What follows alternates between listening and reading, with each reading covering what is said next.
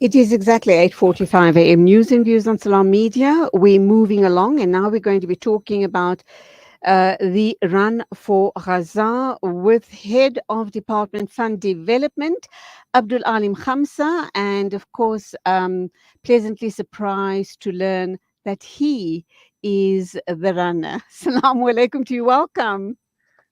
Wa alaikum salam wa rahmatullahi ta'ala wa barakatuh to yourself, Mr. Julius, one listeners of Salam Media. You certainly are a man of many talents. Allah subhanahu wa ta'ala bless you continuously. And I guess I mean, as in the coming days, we'll hear about the other hidden talents of Abdul Alim Khamza, Head of Department Fund Development at IRSA. So let's get right to the heart of the matter. And obviously, this is a very noble gesture on your part and IRSA's part. Let's start off by asking the all important question then. How is the current situation on the ground in Gaza, considering the escalation humanitarian crisis, the devastating death toll, challenges in accessing essential supplies, critical shortages in hospitals which have been bombed to smithereens, and the threat of operational breakdown for ambulances and communication services? Bismillah ar-Rahman ar-Rahim. All praise and thanks to Allah subhanahu wa ta'ala. Indeed, every time we have a conversation with regards to the situation in Gaza, the situation has worsened.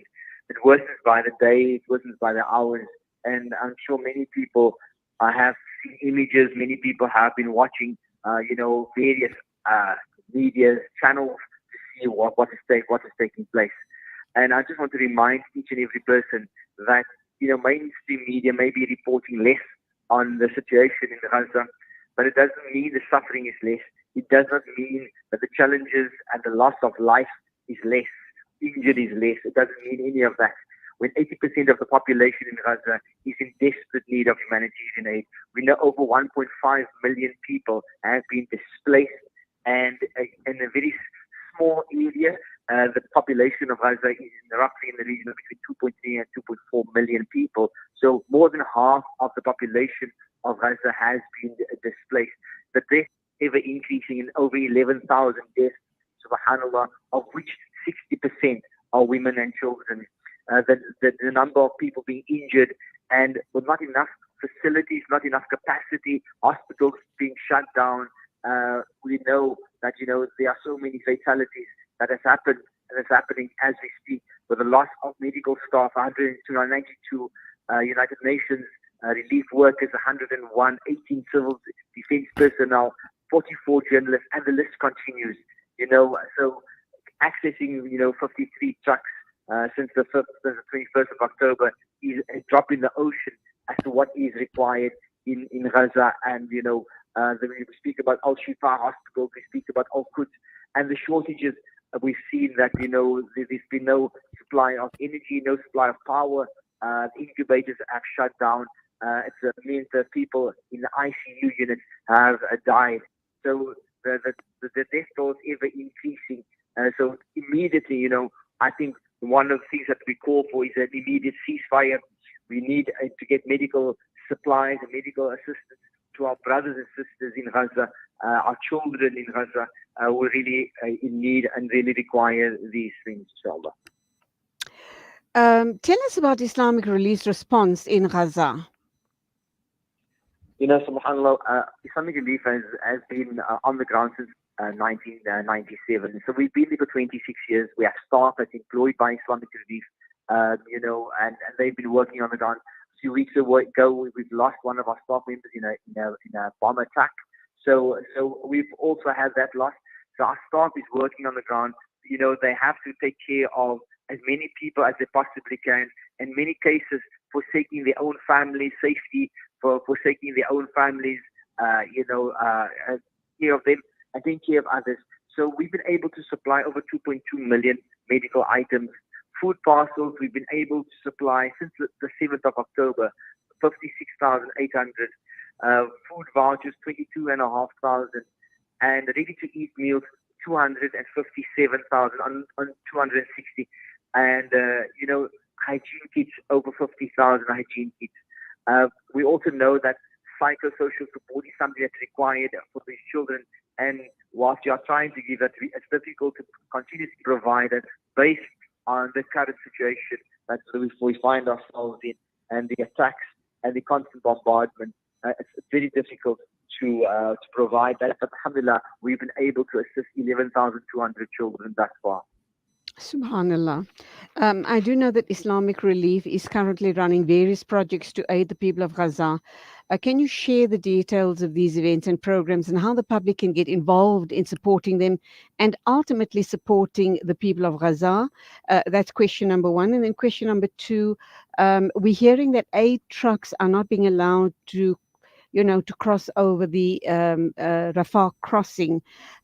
These supplies that you talk about to the people of Gaza, were these the supplies that were sourced within Gaza itself? Jazakallah khairan. Very good question, Sister Julie. Yes, these were items that were sourced locally. Remember, something that I mentioned that Islamic Relief has been working on the ground, and we've been there since 1997. So we've also been able to stockpile. When you speak about medical supplies, we've been able to stockpile medical supplies for an event when these things do happen. So we've been able to source it from local supplies, the food items, and many cases where people's houses, most of the cases where people's houses have been destroyed, we have to provide ready-to-eat meals. So with the local supplies, we're able to be able to source those items. We cook food for these people on a day-to-day basis, depending on the situation and the current climate on the ground. But this is an ongoing, so every single day we get an update from our staff on the ground, what they've been able to carry out for the day. Sometimes a little bit more, sometimes it's not as much, based again on the situation on the ground. I'm really sorry to hear about one of your people that was killed in Gaza. I think that it must be truly heartbreaking for all of you and very traumatic as well. Allah make it easier. Allah keep everyone and all safe. But we know that it seems like this genocide is going to be continuing for a while. The perpetrators, obviously, the occupiers, illegal occupiers in Palestine are hell bent, it seems, to erase the very identity of the Palestinian people from that part of the world. But we continue making dua and we continue supporting them. So tell us about your fundraising initiative called Run for Gaza. Yeah, I'm spearheaded that. It's inspired by my passion for running. So I decided, and I think in conjunction, obviously, I think it's in conjunction with everybody here at Islamic Relief and the amazing support here internally, in terms of just assisting me in getting this event or initiative off the ground. So the idea of 750 coincides with 75 years of occupation, really, since 1948. So we just multiplied that by 10. The initiative started on the 1st of November and will finish on the 31st of December, inshallah. We'll make dua that Allah grant me the strength and the health to complete this journey and this task. It's part of the sacrifices that we believe that we need to make as individuals of what we have and what Allah has given to us. So part of this is, when I go and run, it's something that, you need to appreciate. Firstly, the serenity in which you run, the space in which you run, the freedom to be able to run. And then you think about our brothers and sisters in Gaza who don't have access to any of this. So the idea really is to get people to sponsor per kilometer, 1,000 rand per kilometer. But, I always say that if you have 500 rand, bismillah, make that contribution. If you have more than 1,000 rand and you want to sponsor 2 kilometers or 3 kilometers, bismillah, sponsor those kilometers. And every single kilometer and every single rand will be going towards our brothers and sisters in Gaza and in Palestine. So the idea really is not only about just raising of the funds, but keeping the awareness of our brothers and sisters and the plight of our brothers and sisters alive in Gaza, to make sure that we don't lose sight and we don't lose focus, especially over this period of time when we go through, many people call it silly season. Many people start saying, you know what, I need to think about a break. I need to think about these things. All I'm saying right now is that, let's spend 1,000 rand. It can come together as families. Let's come together as businesses. Spend 1,000 rand per kilometer. And inshallah ta'ala, alhamdulillah, I've managed to run thus far 151 kilometers thus far. And inshallah, there'll be weekly updates, or every second or third day there'll be updates as to how many more kilometers I have completed. Inshallah, I intend to complete the 750. As I said, it's entirely, in the hands of Allah subhanahu wa ta'ala, that I have the strength for that. But the real idea is to create the awareness and also get individuals to sponsor 1,000 rand per kilometer. That is the intention, Inshallah. inshallah. Inshallah, Ameen. Do you have a set route, and do you have fellow runners joining you on this initiative as well? Well, I don't have a set route. I run in various areas in the Western Cape at the moment, but I will be to Johannesburg between the 27th and the 30th of November. And whilst I am there, I will be doing some mileage up in Johannesburg, and dates for Durban I haven't set as yet. But inshallah, I'm hoping to be there as well for a few days. The culmination of on the 31st of December will be in, it's a time of the year when there'll be lots of people coming down to Cape Town from Johannesburg and Durban to perhaps join me on the promenade in Sea Point and finish the final 8 kilometers on the 31st of December, inshallah. That is the intention.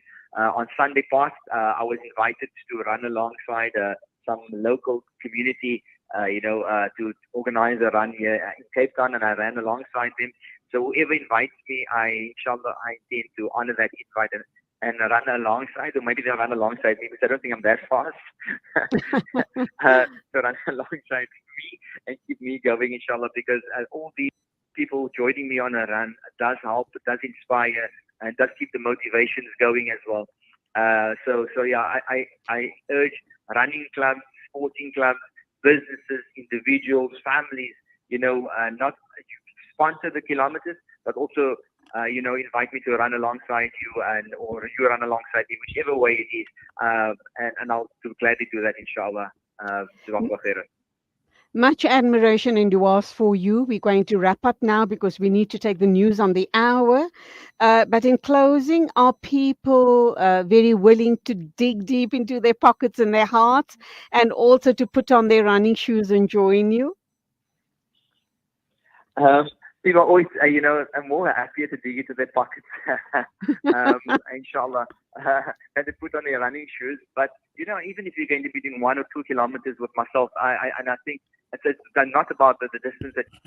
The distance really is for me to try and complete it. That's the oath and the commitment that I've made. But inshallah, if you can join me on 2 or 3 kilometers, if you want to do more, bismillah. I know that there's, one of my colleagues running with me this Sunday. We're doing a 15-kilometer run, inshallah. But still, there's lesser mileages as well. I don't stick to a consistent mileage per day. So I urge everybody, this is an opportunity again for us just to give back, just to be part of something, keep the awareness going, keep the conversations going, and then also in all of this, we show gratitude to Allah subhanahu wa ta'ala for the bounties and the favors that He has given us. And the one here is the health to be able to do it, and the money to be able to pledge and to give. These are very important things that we must realize, that we're thinking about the holiday in December. What sacrifices can we make? Because our brothers and sisters in Gaza and Palestine, they are sacrificing with their lives right now. What are we going to sacrifice from what we have? And yeah, I'm asking you to sponsor a kilometer, sponsor time as well, to run alongside me, or me run alongside you. It doesn't matter whichever way you want to term it, but whatever you do, I'm saying keep it alive and keep this going. The momentum going is very, very important, because you so easy lose momentum. And let's keep this momentum going, because our brothers and sisters, their plight is not going to stop on the 31st of December. I can assure you of that. It'll go well beyond that. So we must keep this conversations, the momentum and the effort and the initiatives going, inshallah. Jazakallah khairan. Amin Tuma Amin. Allah keep you safe. Keep up the amazing work, and undoubtedly our community will come out in their hundreds of thousands and support this amazing initiative. Always a pleasure talking with you. It's exactly 9 o'clock. So assalamu alaikum to you, Abdul Aleem Gamza, Head of Department Fund Development at IRSA.